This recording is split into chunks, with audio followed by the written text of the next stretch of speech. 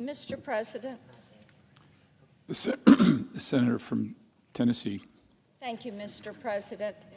Before I begin my remarks, I commend each of my colleagues who've come to the floor to speak on the Russia sanctions bill and how important it is that we get this passed. This is a measure I have supported, and I am so pleased we're finally taking a vote and taking action on that.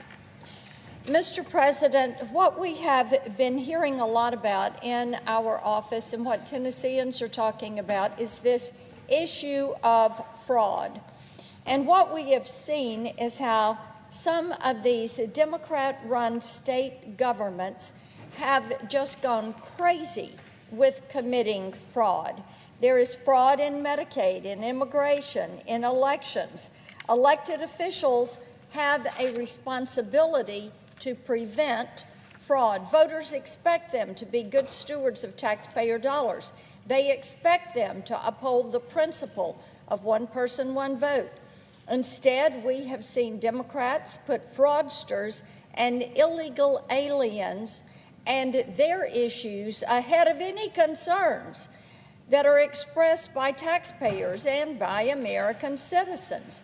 We should all be grateful that President Trump and his administration are bringing this malfeasance to an end. Here are some examples. Last week, Health and Human Services froze $1 billion in Medicaid payments to California and Minnesota for allowing fraud to flourish in their states. Now, of course, you heard the hue and cry about this was not fair. But fraud has been persistent in their Medicaid programs. Now, under Gavin Newsom's watch, government spending in California has surged from $209 billion a year to more than $350 billion. That is your tax dollar that you are sending to the federal government. The federal government sends it to California and to Minnesota. And what do? They waste it. They allow fraud to take up those dollars that hardworking taxpayers have earned and sent to the federal government. Looking at how this Medicaid spending has exploded is unbelievable. The California state auditor has repeatedly flagged billions of these expenditures as questionable payments, including to potential fraud operations. But state Democrats have continued to push the money out the door. The administration noted that $221 million of the frozen funds would have gone to people with unsatisfactory immigration status. That is, illegal aliens, individuals that are not here legally. So that's the California Medicaid situation. Now, Governor Walz in Minnesota has similarly overseen billions of dollars in fraud, especially through their state's Medicaid program. Fake child care centers, fake autism therapy services, fake senior care facilities, all of it fake, billing millions for non-existent services. This fraud could help explain why Minnesota has the second highest per enrollee Medicaid spending under Obamacare. The second highest. California and Minnesota are far from alone. Dr. Oz, who serves as CMS administrator, recently warned that Chinese organized criminal groups in New York have stolen millions of dollars through fraudulent Medicaid billings. Here's an example of what is happening in New York State. Within a single 1-mile radius in New York City, 64 adult care centers billed to Medicaid, which distributed, get this, $2.1 billion in one neighborhood. That is 64 adult care centers within a 1-mile radius. These centers must be door to door. So many of them. When I talk to Tennesseans, they cannot believe that this is tolerating, that it's allowed to happen. Where were the people that were supposed to be in charge? Why are these criminals allowed to continue to steal from the American taxpayer? The simple answer is that Democrats have allowed these schemes to happen for whatever reason. They just look the other way. It's indefensible, so our colleagues on the other side of the aisle have tried to duck accountability. During a recent Senate Homeland Security Committee hearing on Medicaid fraud, just one of the committee's 7 Democrat members showed up. Just one. They don't want to know about it. While encouraging fraud in government programs, blue states have opened the door to fraud in federal elections. Last week, New Jersey disclosed that the state registered 6,600 non-citizens to vote due to a glitch. Among them, at least 400 cast ballots in federal elections. This should come as no surprise. New Jersey is one of 14 states that does not require any ID whatsoever to vote, and it refuses to compare its voter rolls with the federal SAVE database at the Department of Homeland Security, which verifies every person's immigration status. States that do use the SAVE database, including Texas and Ohio, have discovered thousands of non-citizens on their rolls.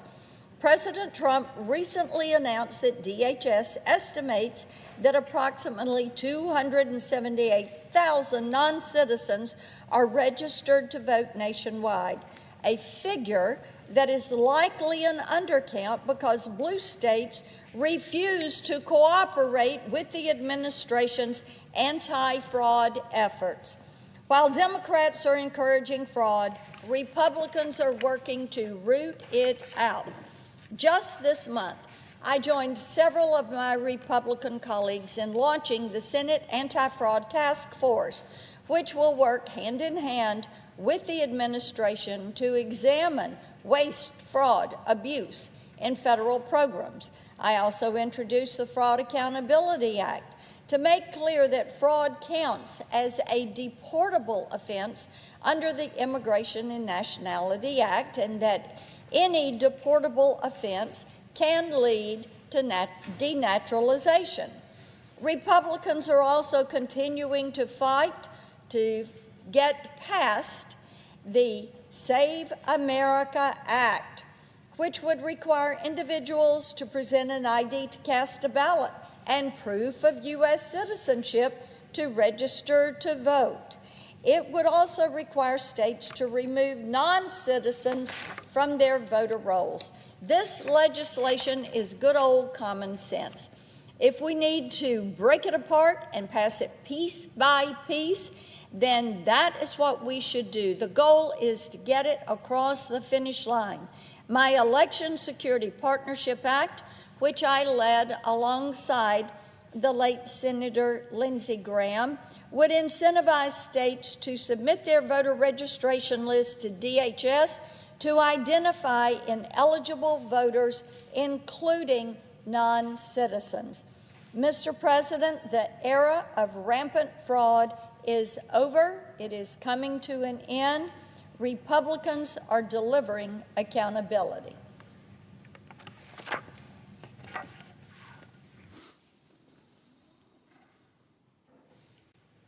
Mr. President. Senator from Arkansas. I speak today in support of Mr. Jay Clayton's nomination to be the next Director of National Intelligence. Earlier this month, Mr. Clayton appeared before the Senate Intelligence Committee, where he answered hundreds of written questions for the record and provided detailed testimony on his approach to serving in this new role. As part of these discussions, Mr. Clayton assured the committee that he would assist our efforts to return the Office of the Director of National Intelligence to its original size, scope, and mission.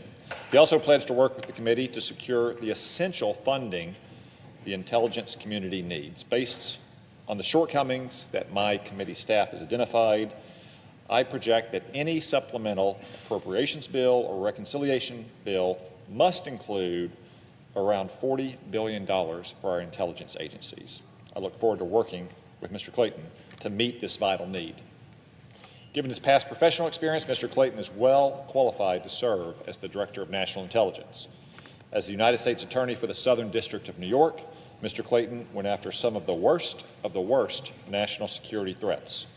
He's overseen numerous high-profile cases, including the indictment of Venezuelan dictator Nicolas Maduro and the prosecution of an Iran-backed terrorist connected to multiple attempted terror attacks in the United States. Time and again, Mr. Clayton has worked hand in glove with our intelligence agencies and counterterrorism personnel to put these savages behind bars and keep America safe.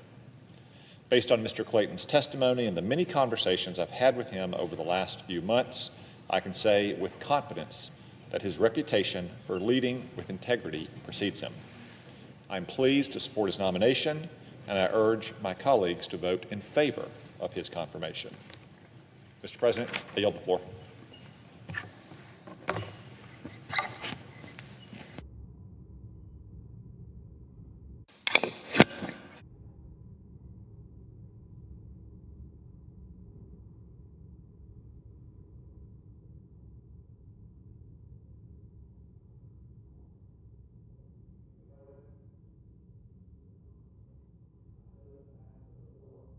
We'll call the roll. Ms. Alsor-Brooks.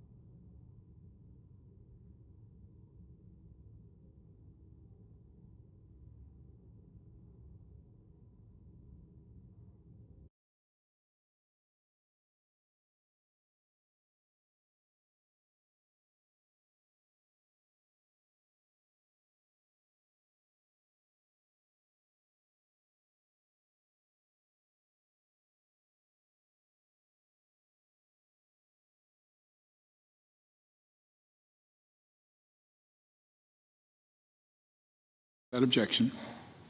Mr. President, I speak today in opposition to the nomination of Jay Clayton to be Director of National Intelligence. He has repeated baseless, conspiracy theories about American elections, refused to acknowledge who won the 2020 election, and participated in an abusive investigation of American journalists while providing false testimony to Congress about that investigation. It has been clear for months that under this administration, the main qualification to be DNI is the willingness to use the position to spread conspiracy theories about elections and to help Donald Trump make it harder for Americans to vote. Even before his nomination, Mr. Clayton decided he'd show how eager he is to serve as Trump's election conspiracy wingman. Now, he is the U.S. attorney in the Southern District of New York, yet we all saw him on television talking about elections in California and insisting, without any evidence, that America was doing a terrible job with election integrity. I was especially alarmed by his conspiracy mongering about vote by mail. That's how my home state of Oregon has been voting successfully for years.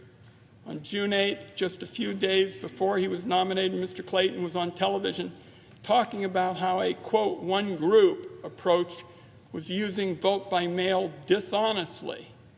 That is ridiculous. The first two senators elected by mail were a Democrat and a Republican. Vote by mail benefits rural voters who live far away from polling stations. Vote by mail benefits older people who may not be able to drive. It's never been partisan, certainly not until Donald Trump, aided by people like Jay Clayton, made it a part of the attack on American democracy. Mr. Clayton didn't offer a shred of evidence to support his conspiracy theories, so I asked him point blank, Mr. President, who were these mythical election bandits? In his responses to written questions, he said he was, quote, only asking questions. Mr. President, that's the stock and trade for conspiracy theorists. The moment they're asked to provide some evidence, any evidence for claims, they fall back on, I was just asking questions. That's my excuse. It's fundamentally dishonest. It's also behavior that shouldn't be tolerated in someone responsible for providing Congress and the public assessments based on actual intelligence. Now, as we all saw during his disastrous nomination hearing, Mr. Clayton also refused to acknowledge the simple fact about Joe Biden winning the 2020 election. Everybody knows the truth here. The only reason to avoid the question is to satisfy the Trump ego. But that's what Mr. Clayton did, signaling Donald Trump and the whole country that he is never going to stand up to Donald Trump, not ever. I'm also deeply concerned about Mr. Clayton's role in the abusive subpoenas issued to the journalists at the New York Times. Mr. Clayton is the U.S. Attorney in the Southern District. He signed the subpoenas. He's responsible for the effort to intimidate the press. He's also responsible for the numerous mistakes and errors committed by the attorneys under him, which even included a subpoena to a journalist's mother. This whole mess came out in a court hearing last week, where not only did the judge criticize the government attorneys, the government itself, Mr. President, acknowledged its numerous errors and mistakes before eventually withdrawing the subpoenas. All that's bad enough, but it also raises serious questions about Mr. Clayton's testimony to the Intelligence Committee that I sit on. 8 days before that court hearing in which the government acknowledged its mistakes, Mr. Clayton testified repeatedly that the government had followed all the required procedures. That was obviously false. The only question is whether Mr. Clayton knew it at the time that his testimony was false. If he didn't know, then he had no idea what his own office was doing, despite having signed the subpoena, which isn't a great justification for somebody to lead the intelligence agencies. If he did know, then he may have willfully misled Congress. This is a vitally important question that the Senate should continue to look at. rather than rushing to confirm Mr. Clayton. Now, there are other examples of how Mr. Clayton is willing to say anything in defense of Donald Trump. In May, he went on television and defended the decision to immunize Donald Trump and his family from a tax audit. He said, and I quote, "It was a pretty good deal for the government." Well, it was certainly a good deal for Donald Trump and the family, but it wasn't so great for everyday Americans who don't control the IRS. And it wasn't a good deal for the government either. In fact, a judge recently found that the so-called settlement was improper, had no viable basis in law or fact, and was an abdication of the government's responsibility to zealously defend the interests of the United States. Yet Mr. Clayton was happy to go on television and defend the corruption. Finally, as U.S. Attorney, Mr. Clayton has been the lead of the administration's investigation into Jeffrey Epstein. He was responsible for the inexcusable release of information on Epstein's victims. As for his other actions related to the investigation in the Epstein files, he has refused to say. But Mr. President, someday there will be transparency about how this administration handled the Epstein case, and Mr. Clayton's full role, his full role, is going to come out. Jay Clayton has no business being confirmed for this role. He has repeatedly demonstrated his eagerness to support Donald Trump's conspiracy theories and corruption. He participated in the abuse of the justice system to try to intimidate the press. And he has provided false testimony to Congress during his own confirmation hearing. Tonight, I urge senators to oppose this nomination, and I yield back.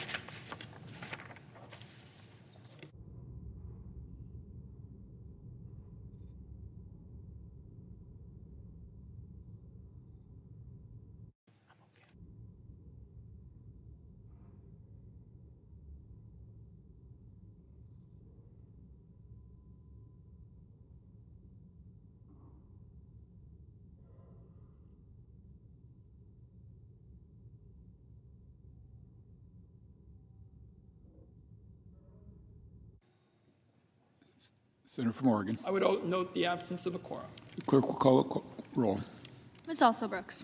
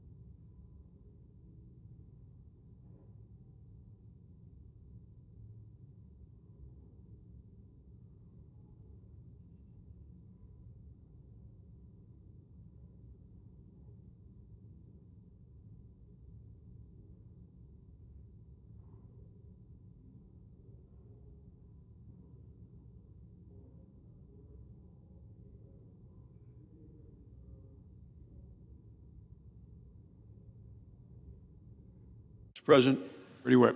I ask unanimous consent the quorum call be vitiated. Without objection. I ask unanimous consent to start the vote immediately. Without objection. Occurs on the nomination. As for the ayes and nays. Is there a sufficient second? There appears to be. The clerk will call the roll. Ms. Alsobrooks, Mr. Armstrong, Ms. Baldwin, Mr. Banks, Mr. Barrasso.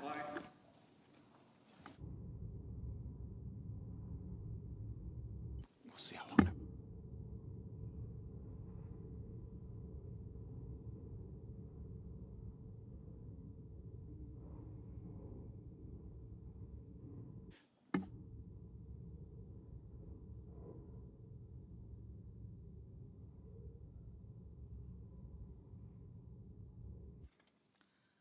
Mr. Bennett, Mrs. Blackburn, Mr. Blumenthal, Ms. Blunt-Rochester, Mr. Booker, Mr. Bozeman, Mrs. Britt, Mr. Budd, Ms. Cantwell,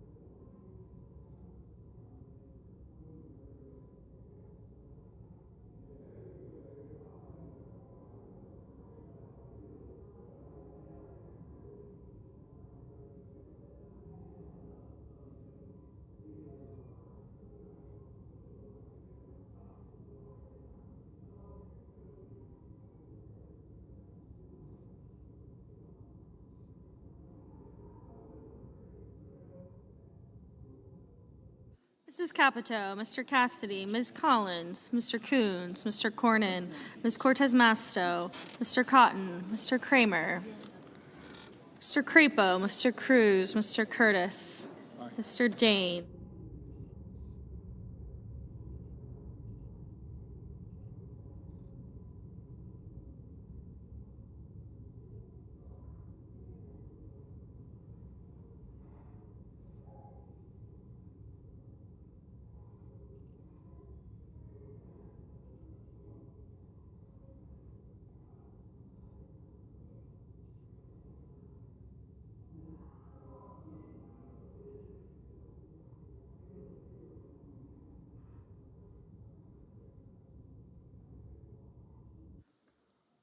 Ms. Duckworth, Mr. Durbin, Ms. Ernst, Mr. Fetterman, Mrs. Fisher, Mr. Gallego, Mrs. Gillibrand, Ms. Graham, Mr. Grassley, Mr. Haggerty, Ms. Hassan, Mr. Hawley, Mr. Heinrich, Mr. Hickenlooper, Ms. Hirono, Mr. Hoven, Mr. Husted, Mrs. Hyde-Smith, Mr. Johnson, Mr. Justice, Mr. Kane, Mr. Kelly, Mr. Kennedy, Mr. Kim, Mr. King, Ms. Klobuchar, Mr. Langford, Mr. Lee, Mr. Lujan, Ms. Lummis, Mr. Murphy, Mr. Marshall, Mr. McConnell, Mr. McCormick, Mr. Merkley, Mrs. Moody, Mr. Moran, Mr. Marino.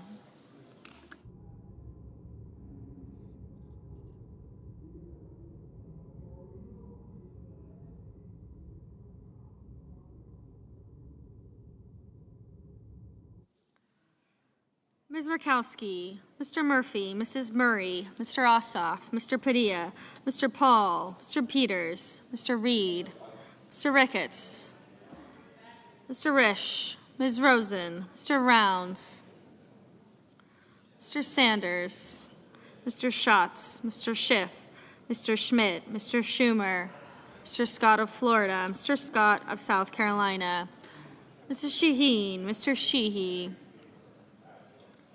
Ms. Slotkin, Ms. Smith, Mr. Sullivan, Mr. Thune, Mr. Tillis, Mr. Tuberville, Mr. Van Hollen, Mr. Warner, Mr. Warnock, Ms. Warren, Mr. Welch, Mr. Whitehouse, Mr. Wicker, Mr. Wyden, Mr. Young.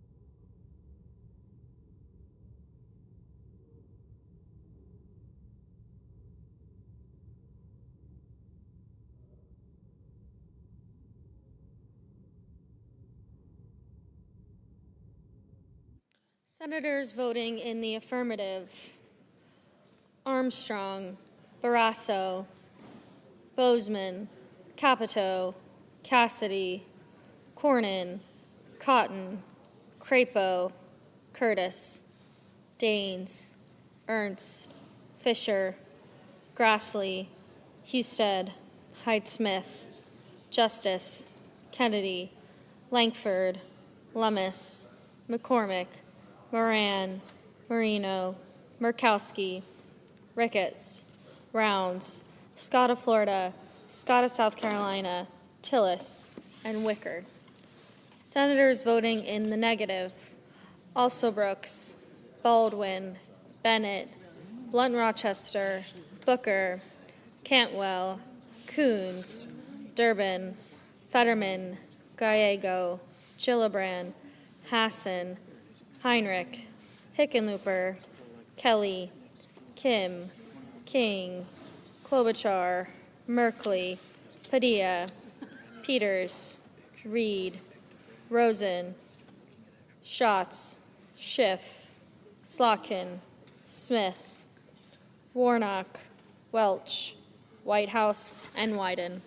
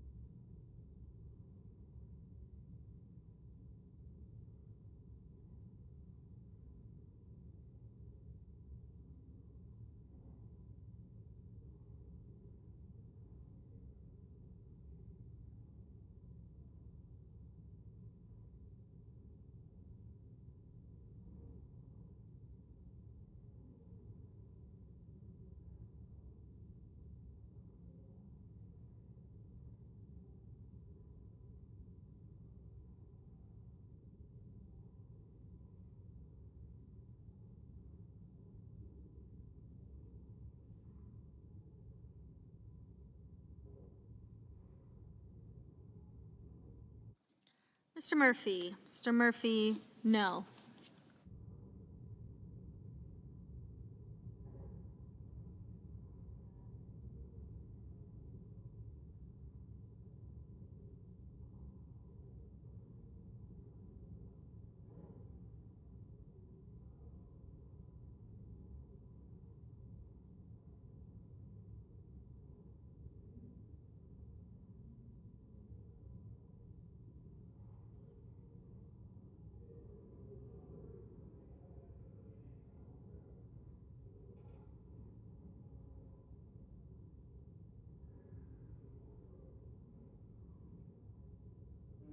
Mr. Young. Mr. Young, aye.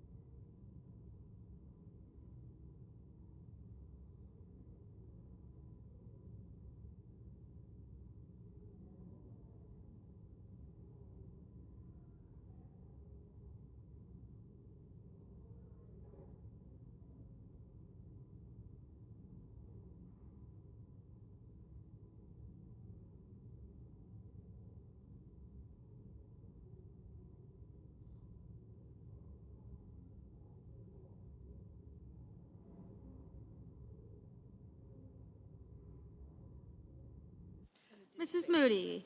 Mrs. Moody, aye. Mr. Sheehy. Mr. Sheehy, aye.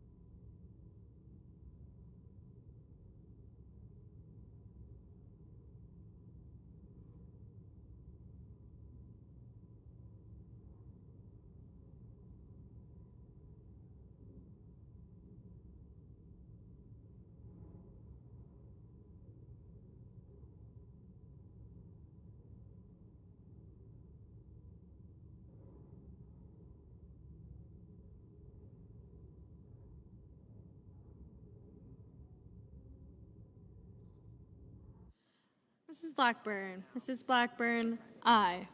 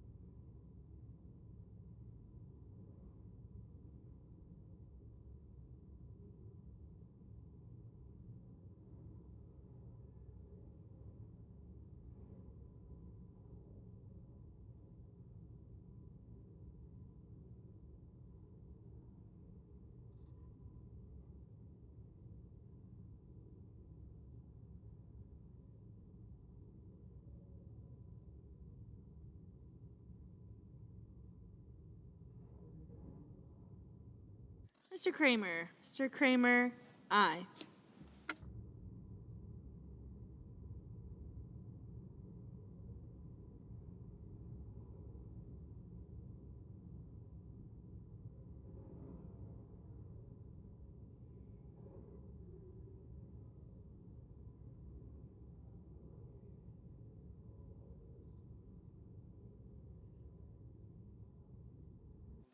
Mr. Sullivan.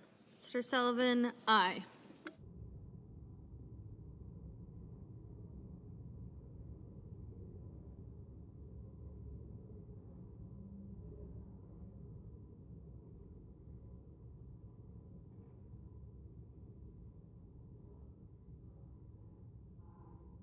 Ms. Collins. Ms. Collins, aye.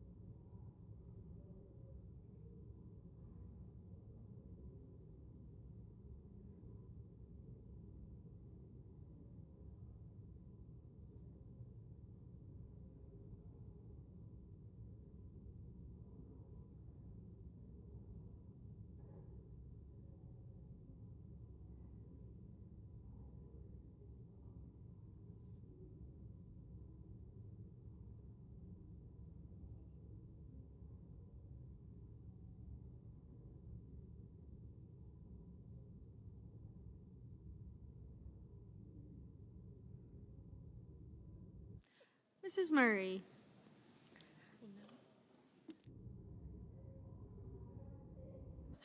Mrs. Murray, no.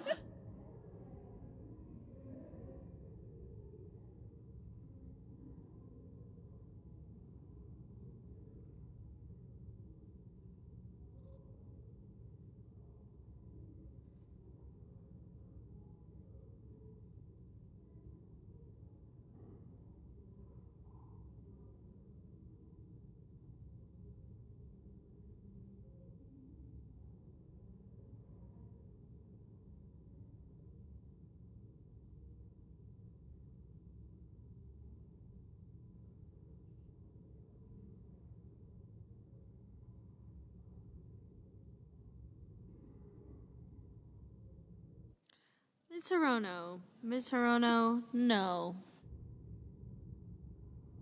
Mr. Paul, aye.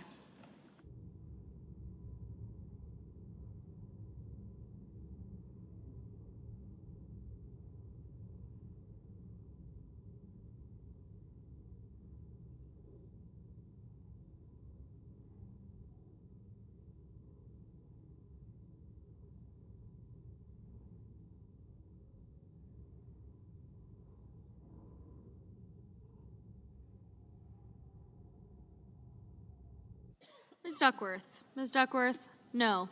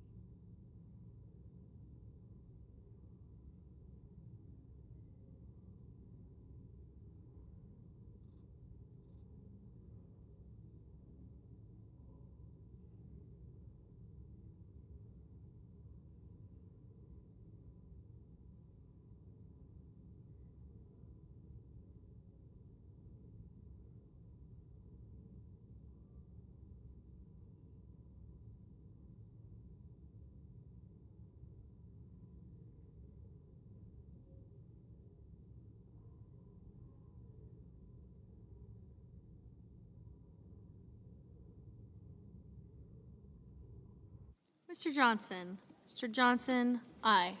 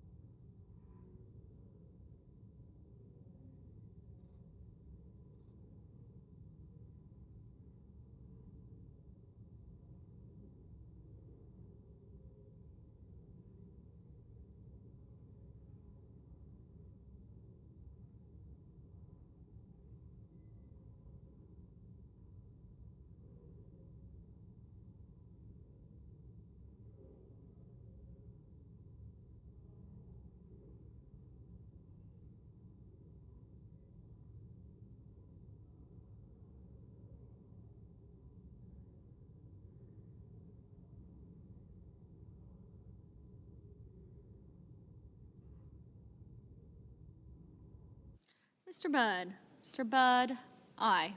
Mr. Thune. Mr. Thune, aye.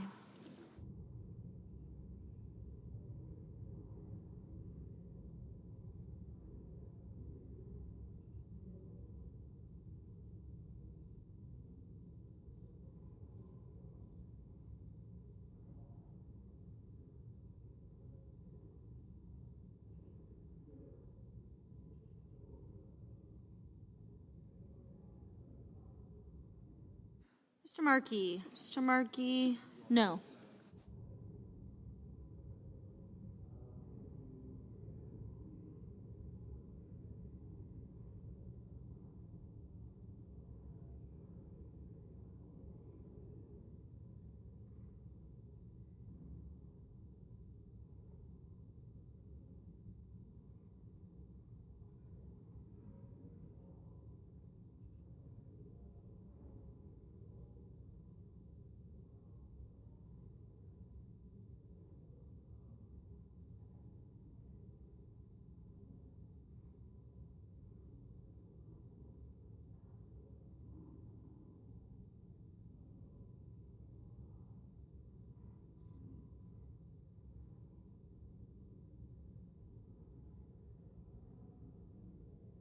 Mr. Ossoff. Mr. Ossoff, no.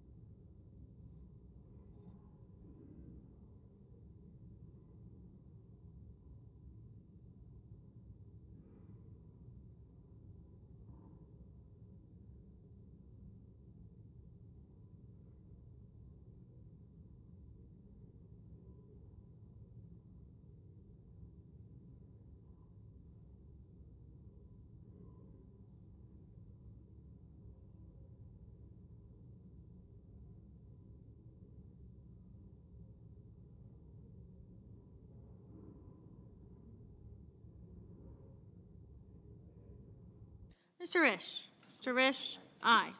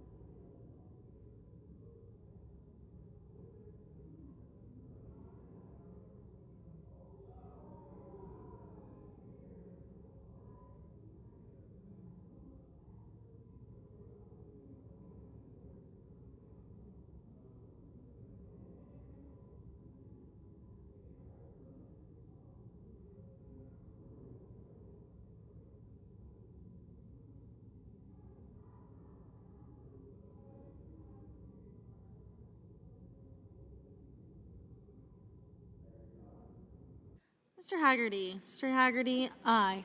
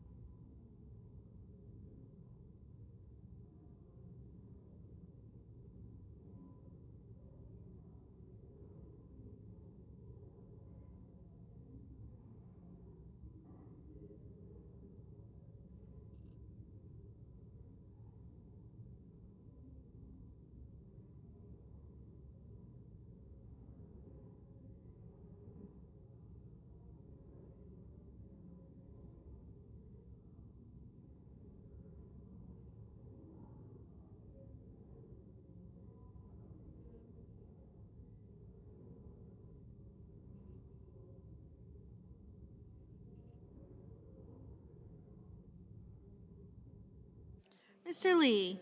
Mr. Lee, aye.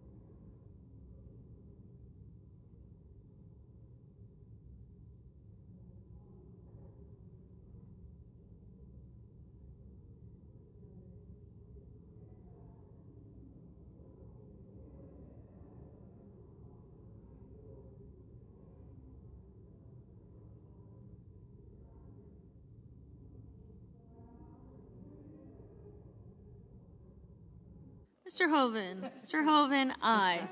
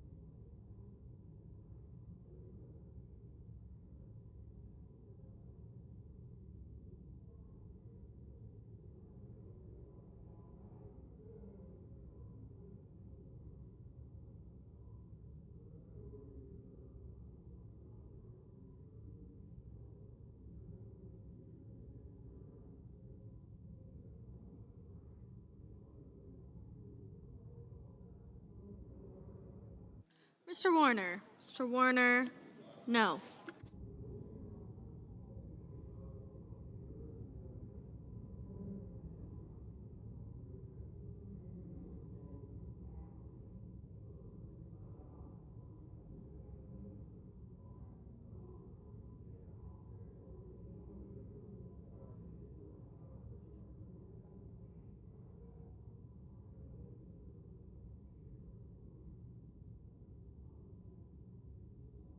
Mr. Cruz. Mr. Cruz, aye.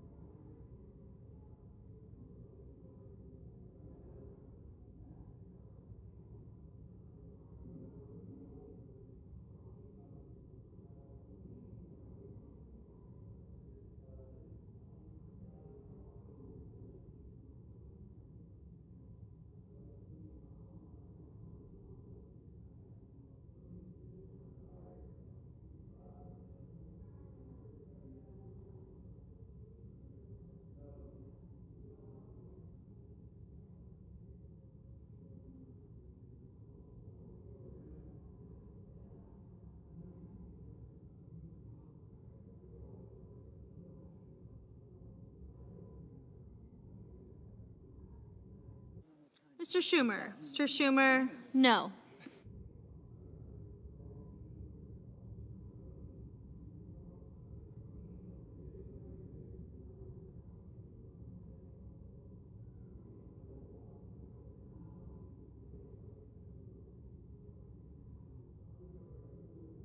Mr. Kane. Mr. Kane, no.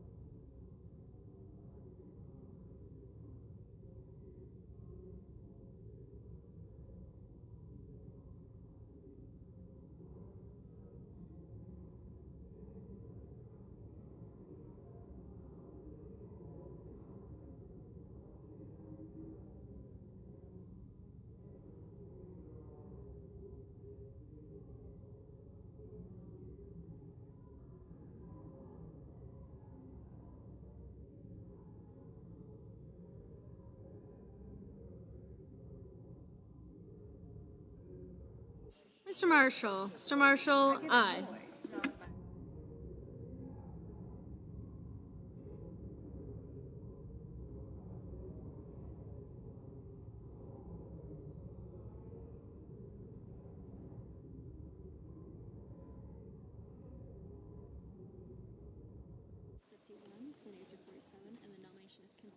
On this vote, the yeas are 51, the nays are 47, and the nomination is confirmed. Under the previous order, the motion to reconsider is considered made and laid upon the table, and the President will be immediately notified of the Senate's action. The clerk will report the motion to invoke cloture. Cloture motion, we, the undersigned senators, in accordance with the provisions of Rule 22 of the Standing Rules of the Senate, do hereby move to bring to a closed debate on the motion to proceed to calendar number 454, H.R. 5334, an act to amend the Internal Revenue Code of 1986 to allow early childhood